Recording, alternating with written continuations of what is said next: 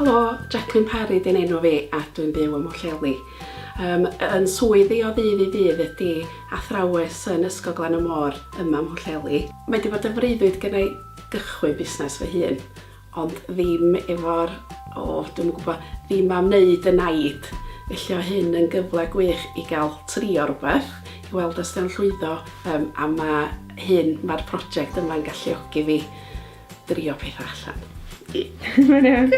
Felly'n syniad i ydy gwneud pwdina a rhoi nhw mewn pot jam. O gynnu'r syniad yma, ond pan ydych chi'n gweithio'n llawn amser, di ddim mor hawdd â hynny edrych i fewn i bethau, a mae bob tro jyst yn mynd i fod yn freuddwyd. Felly pa ddoth y prosiect mae fyny, oedd o'n berffaith. Am bod fi'n gweithio'n llawn amser, dwi rwan chwarae teg i'r ysgol fod mor ffeind a gadael i fi weithio am 4 diwrnod, ond drwy'r prosiect dwi ddim yn colli cyflog, dwi'n dal yn cael fy nghyflog yn llawn. Felly am 6 mis bob un dydd Gwener, mi fyddai'n gweithio ar y prosiect yma. Mhrif ddiddordeba fi, swn i'n dweud, ydy teithio, cerddoriaeth a choginio, ond swn i'n dweud am mhrif ddiddordeb ydy coginio.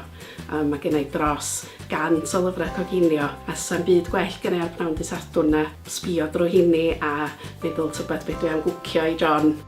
Felly bob dydd Gwener am 6 mis fyddai'n cael yr cyfle i ddatblygu'r syniad, a wedyn y cam cyntaf ydy cael cyfarfod efo'r Carol Lewis yn mentor proffesiynol i, a dwi'n edrych ymlaen yn ofnadwy am y cyngor sgynnu hi roed. Ond mae gennau ambell syniad beth swn i'n licio wneud. Swn i'n licio chwarae gwmpas efo reseitiau, edrych beth sy'n gweithio, beth sy'n ddim.